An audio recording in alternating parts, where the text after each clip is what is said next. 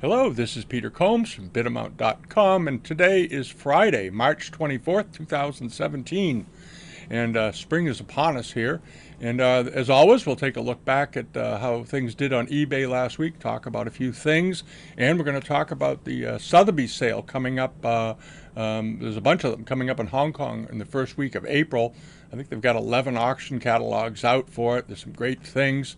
And if you didn't see it last week, we did also earlier this week. We did a video taking a look back at the. Here's the Sotheby's link right here on our page under Dealers and Auctioneers. Brings you over here. We did a video last week on beginning of the week on the Verada sale, which did awfully well. It was a great auction, and we went through the sale and talked about some of the pieces, the furniture. It was mostly furniture. There was one great flambe glazed vase in there that did fabulously well, but all furniture, the best furniture you're ever going to see. And we're going to get into the Sotheby's sales coming up soon as well today. And here we are. This was put up by a seller. This was on eBay. Seller of the ceramics and collectibles. They have a large number of things up at any given time. This was an auction item. They do both auction and buy it now, as they sort of mix it up. And they do take offers, so feel free to make them. They're nice guys.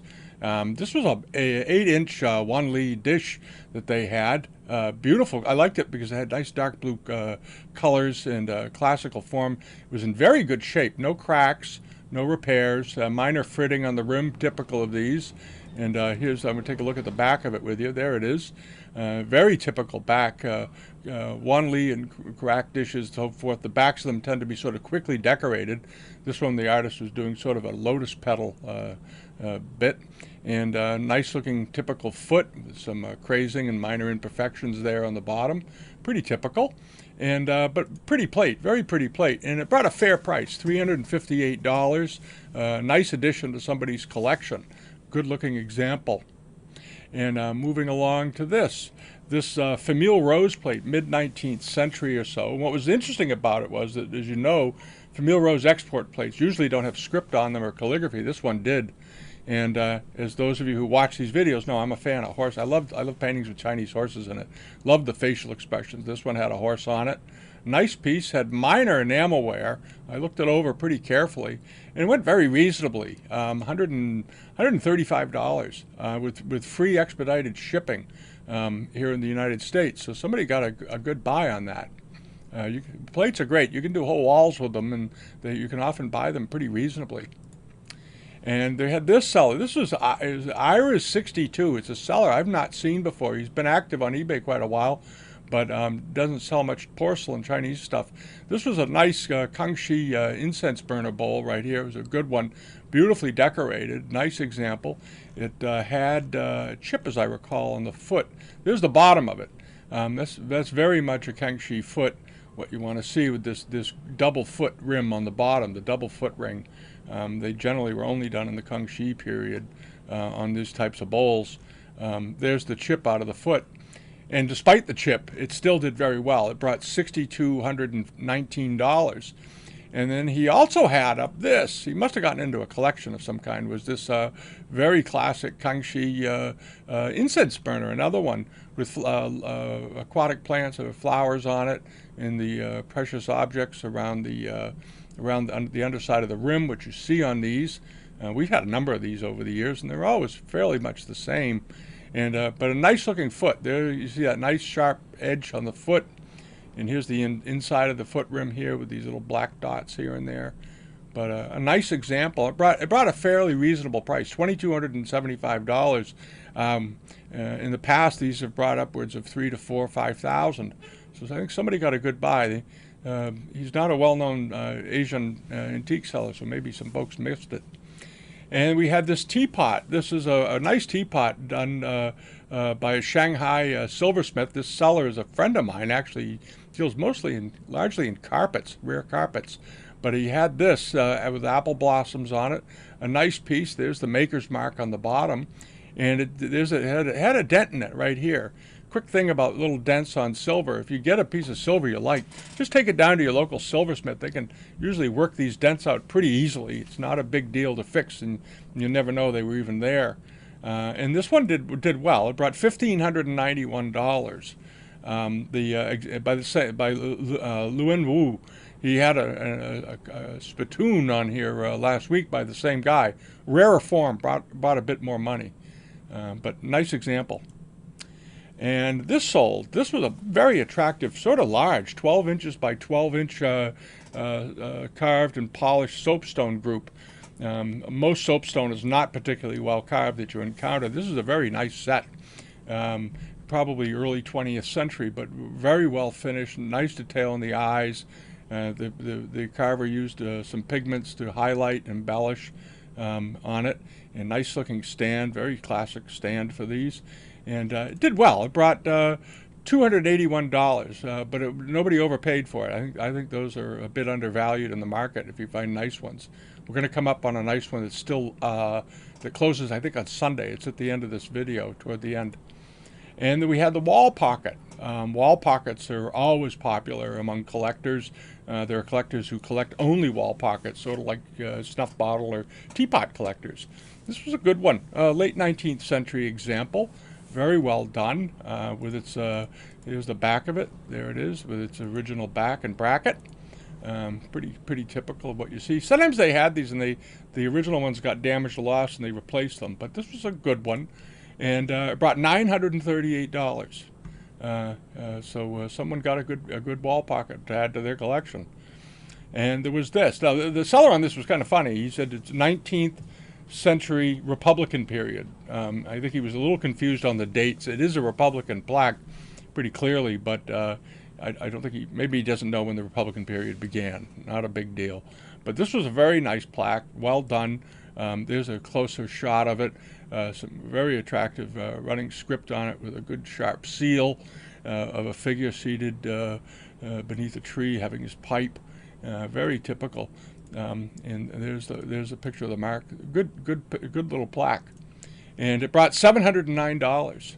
So there you go. There are a lot of plaque collectors out there, as you all know. And we had the rank badge. There's always a good rank badge on here, almost every week. We managed to find them. This was a good one. It was a 19th century example with bats for good luck, and a phoenix in the center with this very well done wave bottom and the roux head embellishments, and a nice looking black lacquer frame. It was good. This was a very pretty piece. And here's a detail of it. And nice. You look at this detail, you know right away it's an old one, the way it's done. Good example. I don't know what rank it was. I hardly ever look up ranks. I sort of look at them based on how well done they are and how pretty they are. My bad. But anyway, that's how I do it. And this tea caddy was on. Now the seller of this he listed it as a Kangxi to Qianlong period tea caddy. Clearly it's not. It's a mid to late 19th century one, but a good one. And it has this peach in the center and some rather nice, this sort of stippled dot painted ground, which you do see on earlier pieces, but this one wasn't. And you know right away, you flip it over and there's this orange peeled bottom and a applied rubber stamp of a Qianlong mark. It's not Qianlong. But it did well. It brought $859. Teapot collectors are a fairly active bunch. Tea caddy collectors are an active bunch. And then we had this, the 12-inch, roughly 12-inch, nice 19th century Cloisonne vase with handles. It had a minor imperfection somewhere on the rim, a little dent. Here's the bottom of it. You can see that it had gilding. It has gilding, and the copper bottom is rubbing through a bit here. This was a nice example. It is one of the little flaws in it right here. The guy was good enough to point them out, and it did well. It brought $339, even with a little bit of a dent in it, but a nice looking piece, and I like the white ground on it. And we had this was a nice piece of export silver, 19th century. It's a tankard and also a little bit of a pitcher. It's got a spout on it with a nice dragon. Nicely done relief ground here. There's this. It's a good piece. Oh, he even weighed it. Look at that. And it's got a little dent, as you can see right here. It's a little bit of an indentation. Again, that could be fixed. And there's the bottom of it. It did pretty well. $557 for this nice 19th century pot. I don't think was a bad price. And the Kangxi. There's a lot of Kangxi this week, it seems.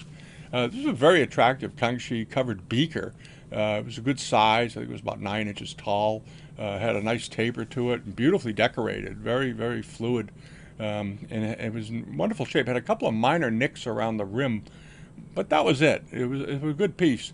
And this particular seller has had some other good Kangxi pieces, and it went for $1,525. Good price. Nobody overpaid, but it was a good firm price. And now on to something that's closing in a couple of days. We mentioned earlier that the soapstone, about the soapstone carvings. This is a slightly earlier soapstone carving and of really great quality. It closes on Sunday if you like soapstone. It's beautifully carved, nice detail, lots of pigment. Notice this very lovely blue that was applied for the robe, and the red on the ends of the sashes and so forth. Nice example. It's about 7 or 8 inches tall, and it's already up to $1,426. I think it'll go up a bit more, but it's a good example. Really fine soapstone carvings like this are very collectible, very collectible. And on again to more wall pockets. This was a pair. The pictures are a little foggy. I'm kind of disappointed the seller didn't check his pictures more carefully. There's one. 18th century Qianlong period export wall pocket. These I think are quite rare. You don't see wall pockets done in export like this very often. It's a classic case. It's got this they call it a chicken skin ground, this stippled ground here, and very nice example. Let's see, where's the back? There are the backs of them, beautifully done. There's a little bit of orange peel, but these are 18th century. Nice examples. Good clean white foot on it. And they're already up to $910, and it's closing on Sunday. I think they'll do pretty well. I think they'll probably double that at the end, but they're rare, and you don't come across. If you collect export, when was the last time you saw an export wall pocket?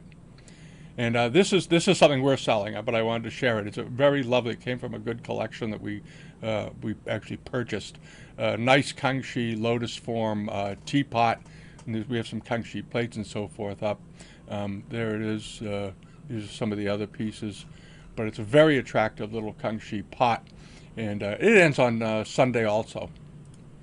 And this ends Sunday. There's a nice big Kangxi jar. I think the seller has 2 of them, but a very attractive one. Very classy. You often see the same pattern with and without the phoenix on large plates and bowls and chargers. It was a popular pattern on production pieces. There it is. Nice detail of it. Good photography. Camera was a little too close, so it kind of distorts the shape a bit, but that's something can be fixed if the seller wants to. It's up to $2,550. This is a big pot. It's 36 centimeters, so it's about 14 inches tall. Should do pretty well. Now, onto the Sotheby's catalogs. Let's take a look and see what's going on. Here they are. Here they all are. And there's this catalog. This is they're calling it the Changshao Studio of Jades, and these are all early jade, early jade carvings, beautifully done. Nice photography. With one criticism for me on the photography is that they did a good job here with it, but then lately for some reason something Sotheby's does is that when they do the actual lot, they use these little tiny photographs. I wish they wouldn't do that. I wish they'd make it bigger and more central to the page visually. One of the things that's happening with these auctions, though, a lot of the stuff that's being offered in Hong Kong by Sotheby's, the material has been on the market fairly often. A lot of the pieces they're offering have been sold in the last 10 years, and sometimes that's not a great idea. So I'm going to be curious to see how they do. The Christie's catalogs lately, the better Christie sales, as you all know, have been sort of long-term, well-established, well-known collections sourced from important dealers around the world, the major dealers, Ellsworth and like Grace Wu Bruce, Spinks, and so forth. And most of these things were bought in the last 10 years, some from good dealers like Jim Lally, but a lot of them came from auction houses. So I'm going to be curious, and this is one of the pieces, this lovely Narcissus bowl that's being sold. There it is. It's got a giant estimate, 1 to 1.5 million. It's a good piece. It was last handled by Jim Lally, but we'll see how they do. One of the sales that I'm very interested to see how it does is this. This is a catalog they're calling Moments of Flash, and it's on early Chinese photography, which I think is a big upcoming field. And I'll show you why. The photographs in here of the work are just incredible. And many of them look just like paintings. How much they look like paintings is like right here. All right, they look like so many classical Chinese paintings. These are mostly all silver gelatin prints, or nice old prints, photographic prints. There's one there, and if you saw that in a book, you'd say that it was probably a painting. It's not. That's a photograph, and it was done by Long Chin San, and it has a pretty good estimate, 19 to 32,000. And this is a long-term Chinese collection, and I want to see how all of these do. I think it's an up-and-coming field, Chinese photography. There's another one. This is one of my favorites. I love that painting, or that photograph rather. Just terrific. And that's it for the week. So if you don't get the newsletter yet, sign up for it here on the newsletter page on the Bidamount site, and we'll send you a notice as soon as this page is updated for the week each week. And thanks for watching, and have a great weekend.